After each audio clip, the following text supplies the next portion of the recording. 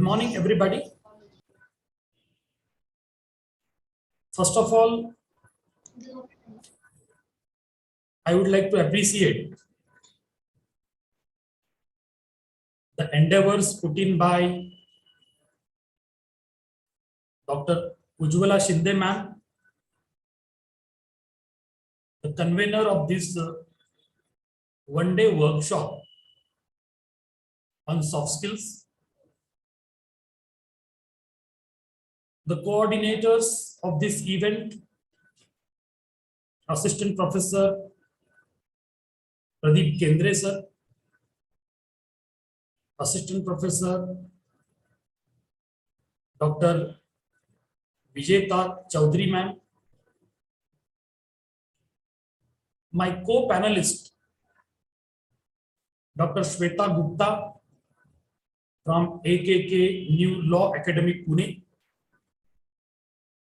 and Professor Ashish Pawar from ILS Law College Pune. First of all, I also congratulate all the students and participants of this event for joining your hands in order to acquire a few skills that you call soft skills. As a matter of fact, whenever we talk about soft skills, actually there is a huge list of soft skills. And if you meticulously go through the list, you will realize, is it really possible to acquire and adopt all these skills in one human life? I'm really doubtful. But anyway, we will try our level best in order to acquire a few professional skills which are desperately required for any professional working in different arenas of life. Whether it is the lawyer's profession, or a teacher's profession, or a doctor's profession, and so on. So friends, the topic assigned to me is really very interesting, and that covers different skills that you need in your professional development. And the title assigned by the organizer is Oral Skills for Lawyers. As you know very well, that a lawyer earns based on the skills of debating, based on the skills that you have making an argument on the floor of the court, and making your point to be agreed by the judges or the jury. And I think here my topic begins, which is titled as Oral Skills for Lawyers. For another 40 to 60 minutes or so, I will talk about oral skills in general. I will also focus on the debating skills that you need to have being a lawyer, or else those who are the budding lawyers, these skills are required. And finally, I will conclude with the most important aspect, which was very particularly highlighted by Kendre sir, that he wanted me to talk on interviewing skills. So altogether, my presentation will focus on these three areas. So please allow me to share my screen.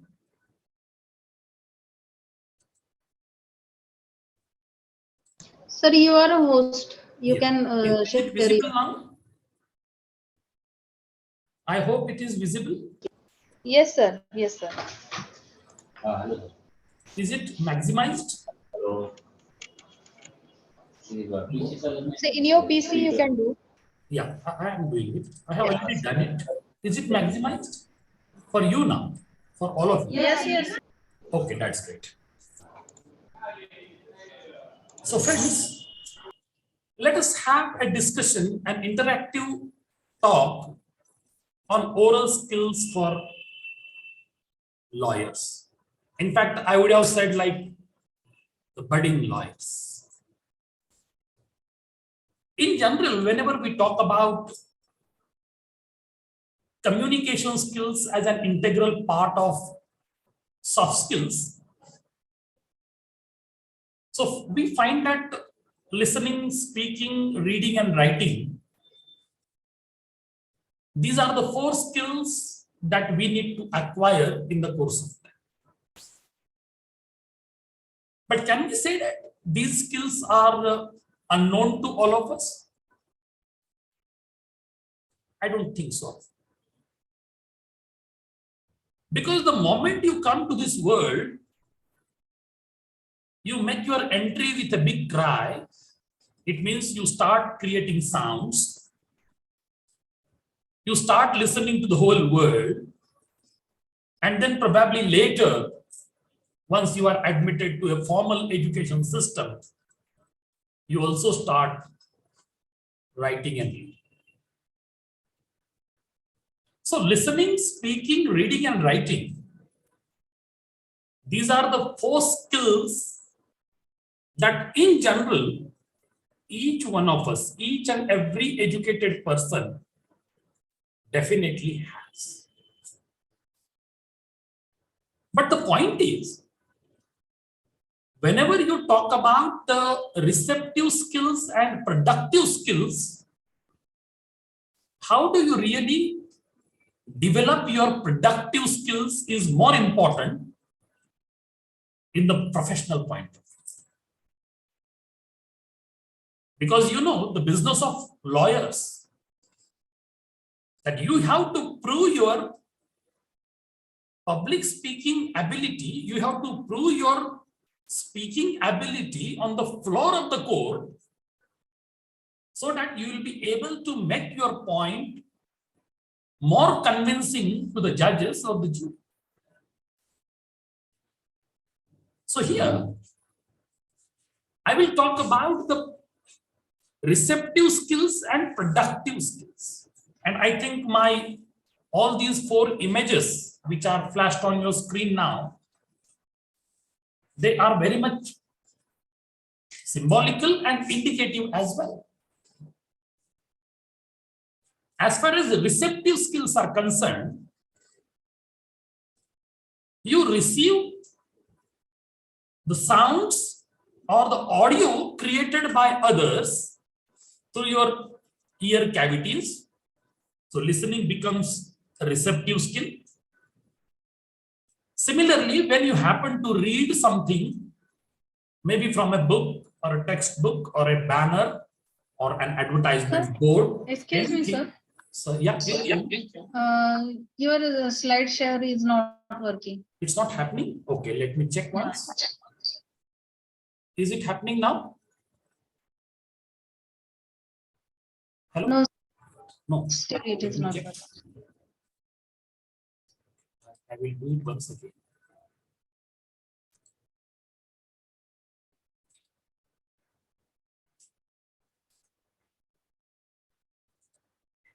Is it happening now? Yes, sir. Okay, that's great. So thanks for updating me in this respect. So as I was talking about the receptive skills and the productive skills. So as you know, when you happen to read something from a textbook or a book or any banner, advertising board, and so on, your optical glances on certain text gives you the perception of reading. It means listening and reading These are the two receptive skills that we have. And of course, we need to develop it in order to be a thorough professional. But when it comes to the speaking and writing, I would call them the productive skills. Because listening and reading, that happens very much naturally. You may do some extra efforts or not, but it can happen. But when it comes to speaking and writing, you have to put in your extra efforts in order to acquire these two skills, because your personal efforts in this respect, whether it is speaking or writing, that proves your competence of acquiring these skills in the communication point of view. So as I said, that I'll mainly talk on the oral skills required for the budding lawyers. So my major focus will be on S, that is LSRW. Second one, that is S, means speaking. Let us try to understand what do you mean by communication first. If you really try to understand communication, the entire process of communication, don't take it just technically that there is a sender and there is a message and there is a recipient and then this communication happens. Okay, in the technical point of view, all right. But when you get into the word communication, you will find that communication is nothing but imparting or exchanging information either by speaking, writing, or using some or the other medium of communication. But can we really limit the definition of communication in these confined words? Absolutely not. Let us try to expand that. Because it is the language which works as a tool or a medium for communication. And you know very well, there are hundreds of languages used in our country and thousands of languages are there in the world. And when we are into the process of communication, we share our knowledge, वो तो मैंने भी देखा ideas, कि whole syllabus का वो लगा था मैंने क्या किया 2017 का sentiments, पेपर देखी observations, experiences, so on and so on, in order to pass on certain message from one person or one point to the other or to multiple points. That actually establishes the process of communication. But is it really limited to? Now, most of you are the budding lawyers. You want to make your entry into the world of legal practice. Might well, every individual, there are few those who have kept their audio unmute. All of you are requested to please unmute mute yourself. All the participants, my humble request. Yes. So here, I was talking about the upcoming generation of lawyers, those who have been the participant of this event. So every individual needs to interact orally with his or her friends, relatives, colleagues, teachers, classmates, in order to express your ideas, feelings, thoughts, experiences, observations, so on and so on. Similarly, let us take it in the academic point of view. One has to make an explanation during the tutorials. You must be into the practical sessions, maybe doing some mute, your mute court activities. You take part in seminars, workshops, presentations, academic discussions and interactions, your interviews and viva voce. In all these situations, we communicate from one side and we also expect the same from the other side only. Then the process of communication takes place. As I said earlier, that there is a message sent by the sender and received by the recipient. And that actually leads to the process of actual conversation. Because I'm confined to the speaking skills, oral skills, that's why I'm talking about it. I will not get into the reading and writing and listening and all that. So when you talk about the conversation skills, that actually include the ability to start a conversation right from the beginning, like choosing a topic for conversation, helping others in order to start a conversation, move one conversation to the another topic, and finally to conclude the same effectively. So this entire process is nothing but communication. But can we really limit all these things to this much of talk on this one? No.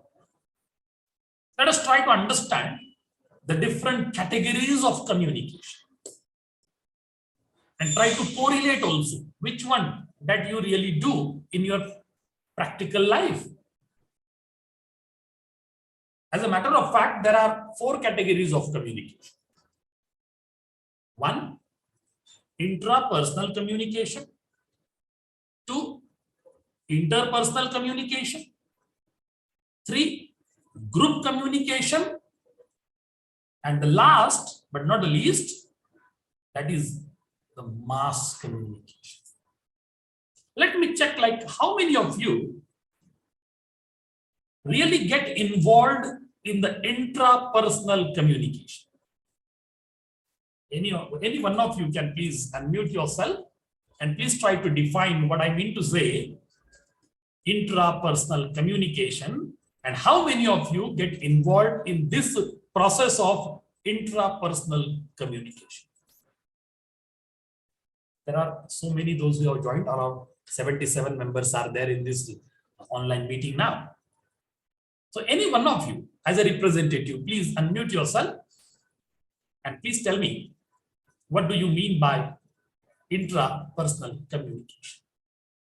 Or have you been ever into this kind of communication till date in your life? Hello? I hope I am audible to all. All my dear Yes, sir. participants, organizers. Yes, sir. Yes, sir. You are audible. Okay. Is there any Standing in- student willing to talk about it? Let us have an Sir, interactive it's stand- discussion here. Sir is standing in front of mirror and talking to oneself. Okay. Okay, fine. Very good. But whenever you look into the mirror, how do you see yourself? Do you see as you are? Or do you visualize that you are something else? As we are, sir. Okay, fine. That's good. Okay, my dear friends, whenever we talk about the intrapersonal communication, actually each one of us is very much actively involved in the communication with the self. Mind it well, I'm saying communication with the self. You need not be right in front of the mirror, but whenever you are all isolated, that time we communicate with the self. We judge or adjudge whatever activities that we have done. We try to judge how was your performance today in the class as a learner or as a teacher or as an employee or a professional. You also communicate with yourself that did you really hurt anybody today? Maybe because of your own behavior, body language, or your talk, your dominating terminology or words. You know, we try to look into all these aspects and we try to communicate with the self. So you become introspective, you become introvert, you communicate with your own self. And this process actually happens with everybody, right? No one can say that you never communicated with your own self. But now, when it comes to our professional development, this process of intrapersonal communication is equally important whenever you talk about the other three categories of communication. That is interpersonal communication. Now you are the budding lawyer, and suppose just imagine that you started your business as a lawyer, you start your practice, then probably you two or more, maybe belonging to the similar profession, get involved in the process of communication. That is interpersonal communication. If a couple of clients approach you in order to discuss certain legal issue, and you happen to communicate with them, you discuss about that particular legal matter with them, that becomes the matter of interpersonal communication. So now you can, roughly say that whenever there is a communication between the two or more people, but not a large group, two or more people, a few people you can say.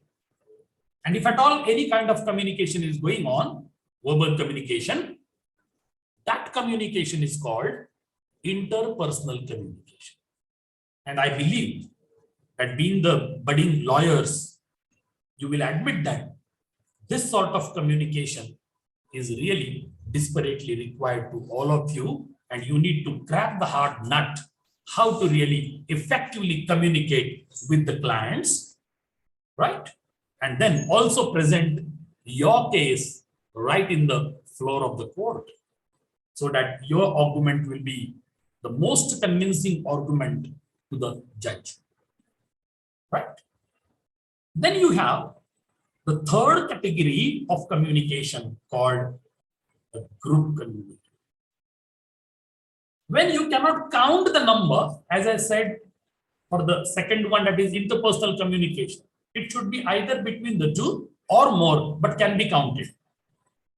But when it comes to the group communication, you get multiple members in a group, and you happen to have a communication there. One person speaks and multiple listen. That sort of communication called a group communication. Now, I'm the part of this Zoom meeting conducted by D.Y. Patil, Law College, Pune. Now, from one end, I am speaking, but the other 76 ends are listening to me. It's a group communication. Multiple numbers are listening to me, whereas one is speaking and others are the receiving ends. So this is the example of group communication. But now you imagine that you want to really communicate with the masses. And when you do it through the mass media to a large population, right? Probably you may not be able to even count the listeners or the viewers. At that time, you can say that you are the part of a communication category called mass communication. So now, being the budding lawyers, just think about all these four categories. What is intrapersonal communication that you have to have? Suppose you are making some speculation about a case and you have a date, maybe very shortly in another couple of days or so. Sometimes you are all alone in your office. You are making your notes making your notes in order to make the debate in the floor of the court. So that time you also communicate with your own self in the very critical point of view. Whether the points that you have jotted down, are they worthy enough to be discussed? Will it be okay that you really defend your case right in front of your opponent? So such kind of intrapersonal communication is a very regular practice. Whether it is our personal life or else our professional life, whatever it may be. Similarly, in the respect of the interpersonal communication, whether it is your family life, social life, or professional life, we always get involved in the communication processes of these kinds. So being the budding lawyers, I would say, you could see this image here also. A couple of lawyers are talking here. But how do we start a conversation? Whether it is in the formal situation or else in the informal situation, we do communicate with the people. But unfortunately, you might have seen so many people around you that the people hesitate to start a conversation. I don't know what actually happens psychologically in the mind of an individual, that the individual is hesitating in order to begin with a conversation. The humble request, never hesitate to start a conversation. The moment you hesitate, it reflects on your body. It reflects on your kinesics. Kinesics means the movements of your body at different parts of your body. Never hesitate. Because hesitation is the symbol of the lack of confidence. And mandatory. You are the budding lawyers. The way you talk, the way you walk, the way you speak, and the way you show yourself as the confident, knowledgeable lawyer, the client will also develop a lot of credibility for yourself. And if the lawyer himself or herself is hesitating about it, then probably the client will also lose the confidence in you and whether you will be the winner or a loser in the floor of the court. Right? So think on these lines also. So never hesitate to start any kind of conversation, whether it is within the family, in the society, or else it is for any professional cause. Right? It can be anything. Even it can be a dialogue between a senior lawyer and a junior. Sometimes, junior lawyers are hesitating to open up right in front of a senior lawyer. But never forget that you earn based on your speaking skills. If you speak well, you earn more. Right? Every penny that you earn is paid to you by your client based on your ability of speaking in the floor of the court. So please never hesitate to start a conversation, whether it is a professional conversation or a social or a family discussion. Always try to break the ice. What do you mean by breaking the ice? Breaking the ice is a phrase that lets you know that suppose there is the group, all newcomers have come from different direction and 4 or 5 members just came together. Somebody should begin. Somebody should take the lead. Then here, always try to break the ice. It means you should be the first one to initiate with a conversation. Again, it can be in any situation, right? So start with a closed-ended question. A few, examples I have given there. Hey, hi, hello, good morning, good afternoon, good evening, depending on the time limits. Then you can say, I'm glad to see you. I'm happy to see you. I'm pleased to see you. What's up new? Howdy, Probably there are a few examples which are suitable in the formal situations and a few into the informal situations. But depending on the situation, you decide yourself which is to be opted for. But while doing so, always remember, never be blunt about anything. And ultimately, it is the matter of a temperament that you may have, or I may have, or anybody has. There are a few people, those who are very blunt in their responses. Probably that has become the part and parcel of their personality, and that sort of attitude formation has already taken place. And then there are multiple reasons for that kind of attitude formation. I'll not get into it. But when we break the ice, we begin with a discussion. We talk about some personal information. We talk about job. We talk about the workplace. We talk about hobbies. These are the fertile topics for breaking the ice. Mind you. If you really want to get involved in the process of conversation with the people and see that all the members in the small group are getting involved in the process of conversation, and always talk with confidence. Already I said, your confidence, your body language creates a vote of confidence in the mind of the client. If you lose a self-confidence, the client loses the battle.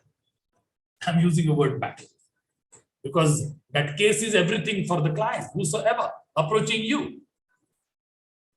So you need to think on these lines so that the conversation should go on smoothly. A few more tips I would like to give in this respect, and then I will switch over to the very core of my talk today. So face your fears, be comfortable with yourself, be sincere with your praise, ask thoughtful questions to your client, choose a comfortable topic for discussion, convince your client and give him the vote of trust and confidence. Express that you want the further contacts with the client. It doesn't mean that he approached you first time and he is going to be your client till the end of the case. Right? So these are the few tips that we need to adopt while dealing with our clients. First of all, face your fears.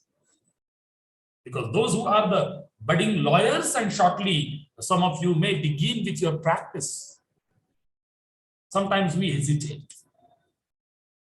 Probably you might have heard about Mahatma Gandhi and his first case that he took from some Mami Bai.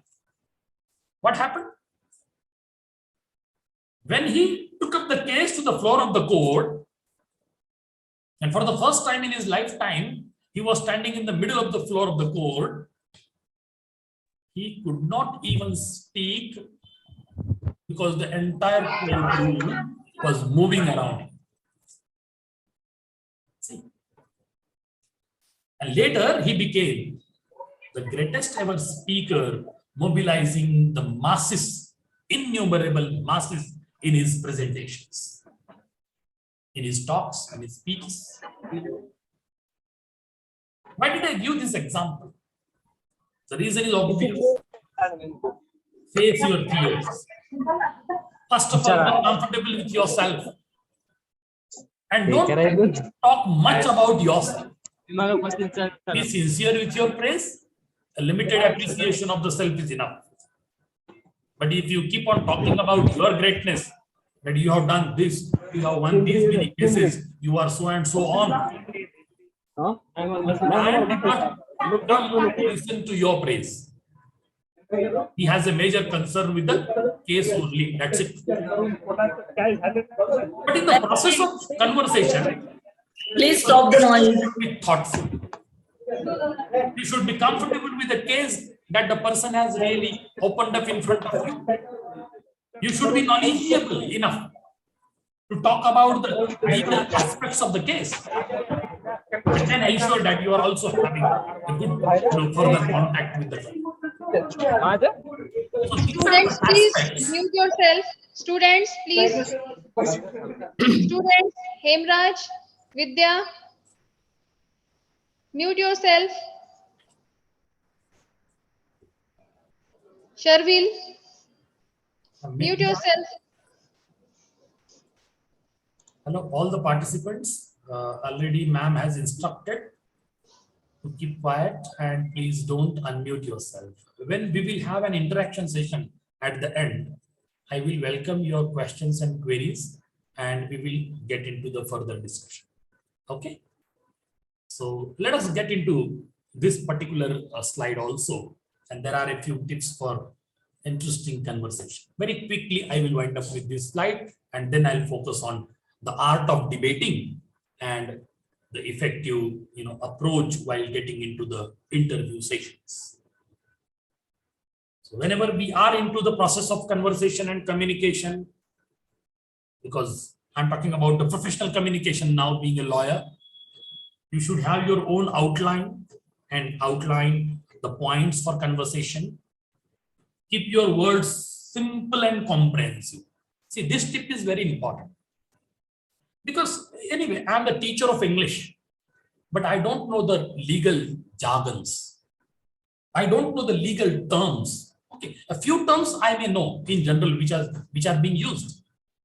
But if you bring a copy of a judgment, probably I may come across hundreds of words which are the typical judicial expressions. And in case I don't know, I have to refer to the dictionary, legal dictionary. And when you happen to interact with your client, please try to avoid the jargons. Be simple as far as the word choice is concerned. And your talk should also be comprehensive to the another end. If at all you are in the process with the client, the communication process, I mean to say, see that neither you and nor the client should get interrupted because of anything. Because once you are into your cabin, of course, you will get a privacy to talk about the case. But when you talk, see that you are not talking to the client in order to impress him or her. You should impress the client first based on your oratory skills or speaking skills or oral skills. Number two, your in-depth knowledge of legal aspects. Whether it is IPC, Indian Penal Code, whether it is about the criminal cases or civil cases, your adequate knowledge of the Constitution of India, your adequate knowledge about a very few particular articles in the Constitution. So all these things and this sort of impression will be carried away by the client forever. You are not there to impress by other means. And similarly, try to assess your client's interest and expectations. One thing is very clear. What is the minimum expectation and the maximum expectation of a client? That you should win the case on his behalf. That is the minimum and the optimum expectation of the client. But what are his other interests also that you also should count? Unless you count on the other interests of the client, he will not really continue. Probably you might have understood what exactly I am to say in this respect. Then very quickly, I'll just talk about the good conversation, largely depends on our ability to adjust to the other people and our own attitude. And might well, that attitude should be a positive attitude. How do you look at the world? How do you look at the people? How do you look at the case? Probably you might not have really come across such kind of case. This is for the first time that you are going to handle such case. Show your positive attitude. You should give the confidence to the client that yes, you will definitely win this case based on these legal points which are in favor of the client. So when we do that, you are also into the process of communication with your client. So at that point of time, being a lawyer, being a practicing lawyer, be an active listener, Be a good speaker. Speak with clarity, because that clarity should be really, acceptable and comprehensive to the client. Never argue with your client. Wherever needed, use pauses, because allow the client to understand you, what exactly you are giving him the legal advice. Be simple, polite, friendly, give him the utmost comfort, and he will also have a positive approach towards you. Your flexible approach, your tactful handling, your interest in the particular case, that will actually win a client. And mind it, one client connects you with multiple clients in future also. So winning one client is equal to winning a business for the future. That sort of formula we should always remember throughout our career as a lawyer. So these are the general skills that I talked about, which come under the umbrella of oral skills for lawyers. And it is just one of the sections, I would say, that of my talk. And here, before I conclude with this oral skills in general, I would offer 3 tips in this respect in order to make your oral skill more and more effective, and it will also make you a successful legal practitioner. What are these? Number 1, effective conversation requires clarity, simplicity, politeness, flexibility, prudence, good manners, and positive attitude. Number 1. Number 2, your body language. See, body language tells a lot. Probably you might have heard about action speaks louder than words. I have been talking for the last 45 minutes or so. Hundreds of words I uttered. But while sitting over here, right in front of the camera, my camera is on, my body language, my hand movements, my facial gestures, my position, my sitting posture, my movements of the body, everything reflects onto this topic also. That is the body language. Actually, body language includes eye contact, facial expressions, facial gestures, posture, sitting posture or standing posture, body movements, whether they are to and fro, this side or that side, whatever it may be. That counts a lot for a successful lawyer. And similarly, your good or positive eye contact, because optical communication is equally important, right? So good or positive eye contact improves the effectiveness of a verbal message during an interaction, oral interaction. Now, on this online platform, in fact, I could not see you on my screen because everybody's video is off. But from your side, you can see me. How do I maintain my optical communication with the screen? Right? I'm looking at different places over here on the screen. I'm going through the content that I have processed and put it on your screen as a PowerPoint presentation. Right? So all these things really count on the part of a practicing lawyer. If at all a practicing lawyer follow all these tips, probably his personality will definitely be different and unique as compared to other practicing lawyers. Your facial expressions refer to the use of eyes, eyebrows, forehead, and mouth for expressions. Your gestures also refers to the use of fingers, hands, arms for different types of expressions. Appropriate posture of your body or body movements, they also reflect positive personality traits that a lawyer must have. Your sense of maturity, your sense of confidence, your alertness, your physical stamina, your fitness, everything counts a lot.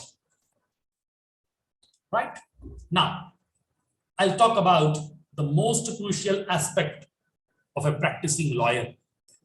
That is the lawyer's debating skills. As I said in my introduction, because I'm going to address a number of lawyers, those who have joined this online meeting.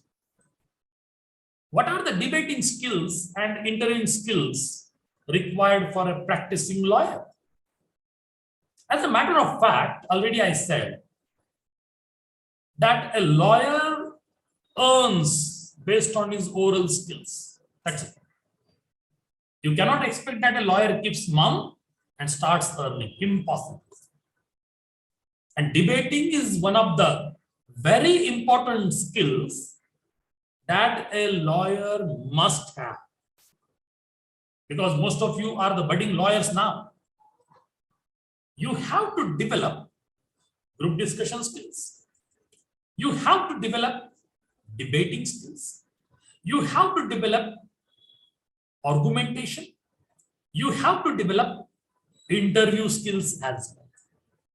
And altogether, when you look at your own personality as a lawyer, you will realize that yes, you can be a confident lawyer standing in the floor of the court. But let us try to understand what do you mean by debating skill or the art of debate. As you know, theoretically, a debate is the presentation of opposing arguments. Yeah? Because in the floor of the court, you will be a practitioner over there as a lawyer, and you will also have a counterpart who will be defending the cases in the floor of the court. And there are several debates which are going on between the two lawyers. And whosoever is successful in making the very positive arguments, very strong debate with all possible references to the previous judgments and the articles of the Constitution of India, or references to the IPC, that is Indian Penal Code. So you will be able to make your own argument more substantial, that the judge or the jury will be getting convinced with your stand as a lawyer, and automatically the result will go to your favor, mind it well. But your argument, your debate, your talk, your expression, your stand on your own client's case should be presented with a proper approach. But if you go to the pages of the history, you will realize that this practice of debating actually started in ancient Greece. You might have heard about the world winner, Alexander the Great, who started his political journey and the world-winning expeditions right from Greece. Right? So this practice of debating actually started in ancient Greece. But don't you think that it is equally relevant even in the third decade of the 21st century? See the time span. Reference goes to Greece, ancient Greece, before BC. Now we are in the third decade of the 21st century. I mean to say, this is more relevant for the practicing lawyers. Right? So there are a few more references in this respect, but I'll just switch over to the core of my talk, that is the art of debate. Friends, here I'm telling you something very much, the point is so suitable, but you will find it contradictory. Because you cannot imagine a contributor in the debate that he keeps mum. Never. I'm not saying so. But I would say a participant in the debate should stay calm and collected. What do you mean by being calm and collected? So if you become aggressive, you will lose your control over the collected points, right? So never get excited, never get agitated, stay calm, cool, keep your focus on the points that you have collected, gathered, or noted down in order to make your argument in the floor of the court. The second point is very crucial. Confidence is the key to success. Mind it well. And right in the beginning also I said, how's your level of confidence? Are you demoralized? Or are you morally strong? That reflects on your personality, that you are highly confident about the case. You are highly knowledgeable about the case. You are learned about the case. You have studied the case with all possible minute details and the previous judgments. Automatically, your being meticulously prepared reflects the confidence on your person. So I would say, in all sorts of debates which are taking place in the floor of the court, whether it is lower court, district court, high court, or even Supreme Court, that your confidence is the key. Similarly, use appropriate body language. Just before some time, I talked about body language. Body language gives a sense of preparedness to the client, right? And that counts everything, right from your top to bottom. Everything reflects your level of confidence. It reflects your preparedness. It reflects your interest in the case. It reflects whether you will be the winning side or the loser. And always try to be an intern. Mind it well. The stage of learning never comes to an end.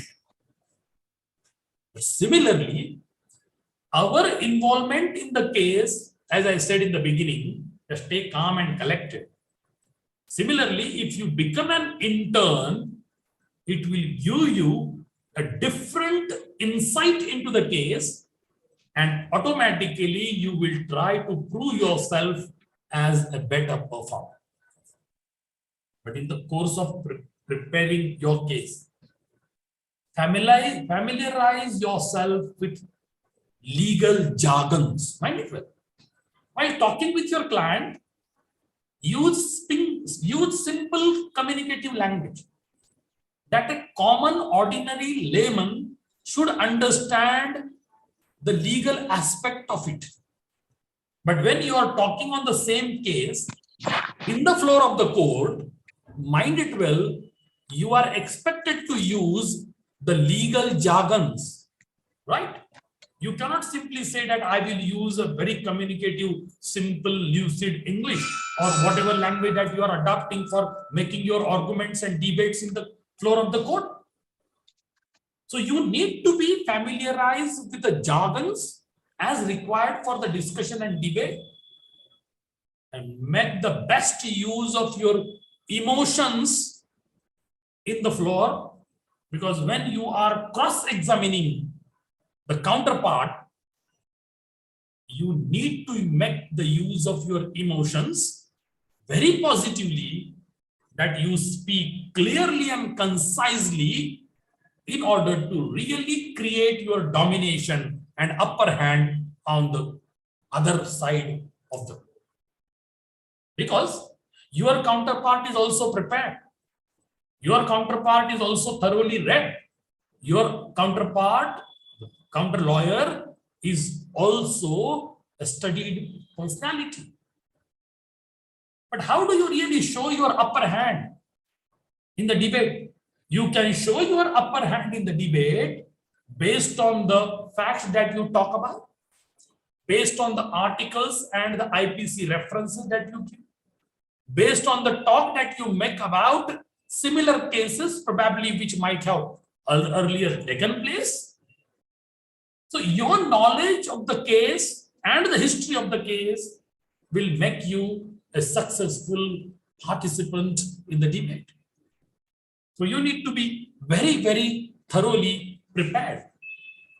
Now let us switch over to the third part of my talk, because I have been given the time up to 12:30 only, and last 15 minutes are there for interaction if at all needed. Earlier I talked about the oral skills in general, which is the integral aspect of communication skills. Then I talked about the debating skills or the art of debate. Now I will try to discuss in nutshell about the legal interviewing skills. What do you mean by that? If you go for an interview for a job, that is also an interview.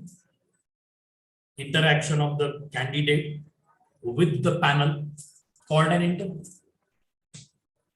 But is there any difference between the legal interviews and the other formal interviews which are being conducted for a job purpose? What do you think about it? When you make an insight in this respect, what I come to know about legal interview skills in the course of my reading, that a legal interview has three different aims that every practicing lawyer should achieve. Right? Number one, establish an effective relationship with the client. Mind it well. It is the client who provides you the bread for the day. What is the means of your winning the bread? It means establishing in the profession, I mean to say. Don't take it so, laconically about the bread, the word that I utter. I mean to say, you win the bread, you make your business, you earn money from the client. So whenever you happen to get into the interviewing skills, your concern with the case, acceptance of the case, your relationship with the client, and your interaction with the client, that actually creates a business.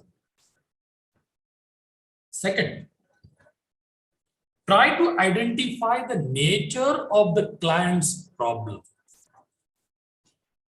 See, a common man from the society gets into some difficulty, legal difficulty, then only he approaches a lawyer.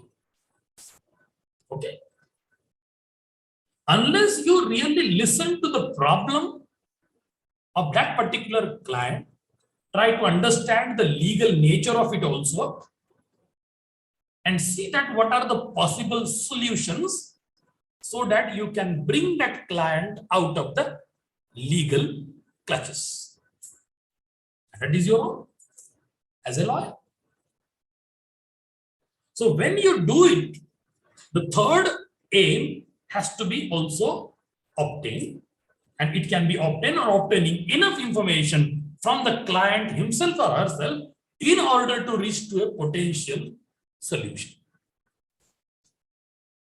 See, legal interviewing, don't just take it like your talk with a senior lawyer or a judge or a jury, or else you are appearing for an interview with a company, corporate company, and they are conducting the interview of a lawyer in order to appoint him or her as a legal advisor. Don't just get into that. My concern is not related to these aspects of giving interview. I'm going to talk about. Students, please mute yourself. Let's look at this now.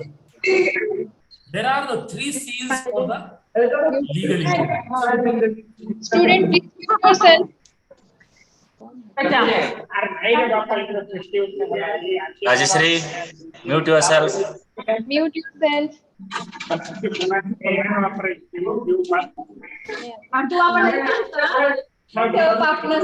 Please mute yourself. Friends, students,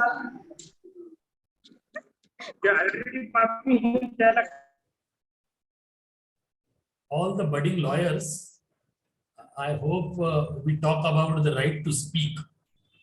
And being a speaker, I have a right to speak now. And once we begin with the interactive session, you will also have a right to speak. Okay. Since the organizers have created a session in order to discuss about these points, so please don't, take away my right of speaking on this platform. My humble request to all of you. I am very near to complete my presentation in another 5 to 7 minutes, maximum 10 minutes, I will wind up. Okay. Okay. I can understand your excitement because we are habitual to listen to 45 minutes and I am near to 45 minutes now. Already I have overlapped.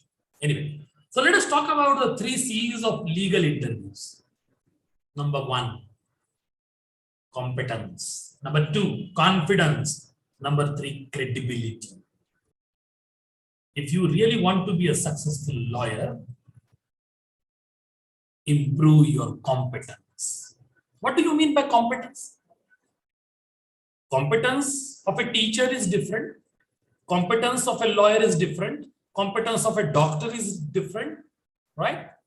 You talk about every profession, competence is different. Somebody who is an engineer, a very competent engineer, not essential that he will be able to talk about his own topic of engineering as a good teacher in the class. Not essential. He might have developed the hard skills of engineering. Right? So whenever we talk about the competence of a lawyer, this is one of the 3 C's of the legal interviews.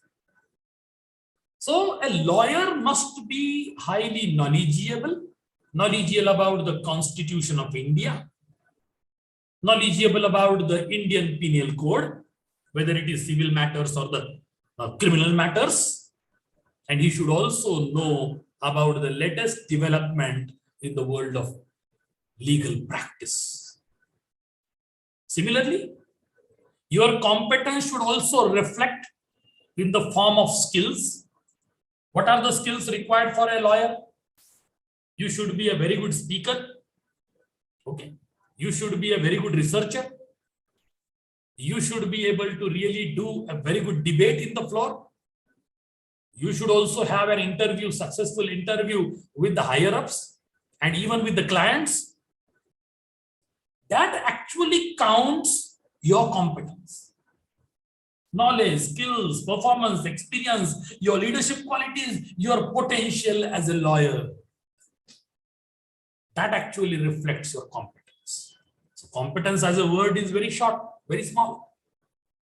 But within it, if you really have an insight, you will realize that competence is something really very much.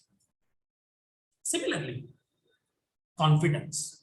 Another C is confidence. See, if you are competent, confidence will automatically reflect on your personality. If you are knowledgeable, knowledge makes you competent. If you are skilled, skills make you confident. If you are highly experienced, experience gives you confidence. If you have the potential of a good lawyer, that gives you a confidence. And mind it well, competence plus confidence creates a credibility about a lawyer. And what else a client wants? Client wants a competent lawyer. Client wants a confidence in the lawyer. And that actually establishes the credibility of a lawyer.